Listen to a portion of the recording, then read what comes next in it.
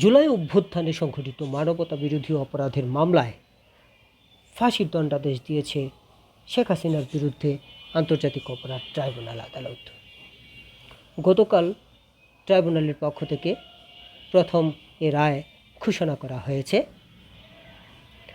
আসলে এই রায়ের পর আলোচনা আছে যে শেখ হাসিনা এই রায়ের খবরটি শুনেছেন কিনা, যদি শুনে থাকেন তাহলে কী প্রতিক্রিয়া দেখিয়েছেন তিনি।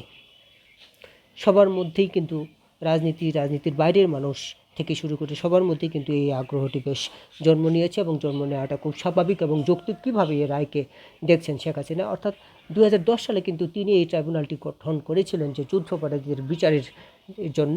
সেই ট্রাইব্যুনালে যুদ্ধাপরাধীদের বিচার হয়েছে। তার গড়া ট্রাইব্যুনালেই কিন্তু এখন জুলাই মানবতা বিরোধী অপরাধের মামলায় তার বিচার চলছে। ইতিমধ্যে রায় ঘোষণা করা হয়েছে।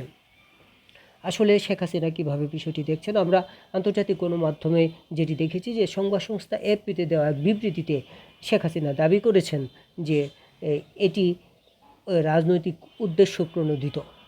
অর্থাৎ এএফপির বরাত দিয়ে খবর দিয়েছে কাতার ভিত্তিক টেলিভিশন চ্যানেল আল জাজিরায় বিবৃতিতে আরও বলা হয়েছে যে এ রায় পক্ষপাত দুষ্ট এবং রাজনৈতিক উদ্দেশ্য প্রণোদিত।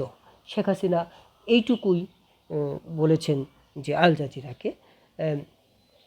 শুধুমাত্র শেখ হাসিনার প্রতিক্রিয়া দেখিয়েছেন শুধু তা না, আওয়ামী লীগের পক্ষ থেকেও কিন্তু এই রায় প্রত্যাখ্যান করা হয়েছে। এই রায় প্রত্যাখ্যান করে আমরা দেখেছি যে আওয়ামী লীগের সাধারণ সম্পাদক ওবায়দুল কাদের, সেই সঙ্গে দলের প্রেসিডিয়াম সদস্য জাহাঙ্গীর কবির নানকও কিন্তু বিবৃতি দিয়েছেন অজ্ঞাত স্থান থেকে। তারা ভিডিও বার্তাও প্রকাশ করেছেন। সেই সঙ্গে রায়ের প্রতিবাদে আজকে কিন্তু সারা দেশে সকাল সন্ধ্যার লকডাউন কর্মসূচি চলছে। শুধুমাত্র কি আওয়ামী লীগের পক্ষ থেকে রায় প্রত্যাখ্যান করা হয়েছে কিংবা শেখ হাসিনা এই রায় প্রত্যাখ্যান করেছে? আসলে তা নয়। আমরা আন্তর্জাতিক মানবাধিকার সংস্থাগুলোর পক্ষ থেকেও কিন্তু প্রতিক্রিয়া জানাতে দেখেছি। আমরা যেটি দেখেছি যে জাতিসংঘের পক্ষ থেকেও কিন্তু একটি প্রতিক্রিয়া জানানো হয়েছে। আনুষ্ঠানিক জাতিসংঘের প্রতিক্রিয়ায় বলা হয়েছে যে জেনেভা থেকে এই প্রতিক্রিয়াটি মূলত জানানো হয়। জেনেভা থেকে এই প্রতিক্রিয়ায় জানিয়েছেন সংস্থাটির মুখপাত্র রাভিনা সামদাসাবি যে প্রতিক্রিয়াটি জানিয়েছেন তাতে তিনি বলেছেন যে আমরা এই বিচার প্রক্রিয়ায় বিস্তারিত সম্পর্কে অবগত নই। আমরা মৃত্যুদণ্ডের বিষয়টি দুঃখের সঙ্গে উল্লেখ করছি। আমরা সব পরিস্থিতিতে মৃত্যুদণ্ডের বিরোধিতা করি। মূলত এই বিচার প্রক্রিয়ার ন্যায্যতা, স্বচ্ছতা এবং নিয়ে তারা কিছুটা প্রশ্ন তুলেছে। সেই সঙ্গে তারা মৃত্যুদণ্ডের বিরোধিতা করেছে। এই রায়ের প্রতিক্রিয়া কিন্তু দেখিয়েছে আন্তর্জাতিক মানবাধিকার সংস্থা অ্যামনেস্টি ইন্টারন্যাশনাল। অ্যামনেস্টির যে সংস্থা সেটির মহাসচিব অ্যাগনেস কালামার্ক বলেছেন যে ভুক্তভোগীদের ন্যায় বিচার জবাবদিহিতা পাওয়া দরকার। মৃত্যুদণ্ডের বিধানে মানবিকতার লঙ্ঘনের ঘটনা বেড়ে যায়।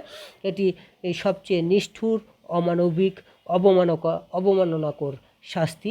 কোনো ন্যায় বিচার ব্যবস্থায় মৃত্যুদণ্ডের স্থান নেই।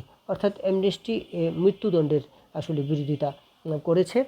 সেই সঙ্গে বিভিন্ন সংস্থার পক্ষ থেকেও কিন্তু আমরা এ ধরনের প্রচার কিংবা বিবৃতি লক্ষ্য করছি। আওয়ামী লীগ যে শুধু করছে কিংবা তা নয়, বিভিন্ন মানবাধিকার সংগঠন, রাষ্ট্র কিংবা বাংলাদেশের পক্ষ থেকেও কিন্তু সাংবাদিক কমিউনিটি, বিভিন্ন কমিউনিটি, পেশাজীবী কমিউনিটির পক্ষ থেকেও কিন্তু আমরা এই ব্যাপারে প্রতিবাদ জানাতে দেখেছি। কিংবা এটা অনেকেই বলার চেষ্টা করছেন যে 71-এর যুদ্ধাপরাধীদের যে বিচার শেখ হাসিনা করেছেন সেই বিচারের কিন্তু একটা প্রতিশোধ আমরা এই ট্রাইব্যুনালের বিচারের মধ্য দিয়ে আমরা দেখছি যে বিচারটি আসলে রাজনৈতিক উদ্দেশ্যমূলক এবং প্রশ্নবিদ্ধ, এবং এই কথাই কিন্তু বারবার আলোচনা চলছে সবখানে।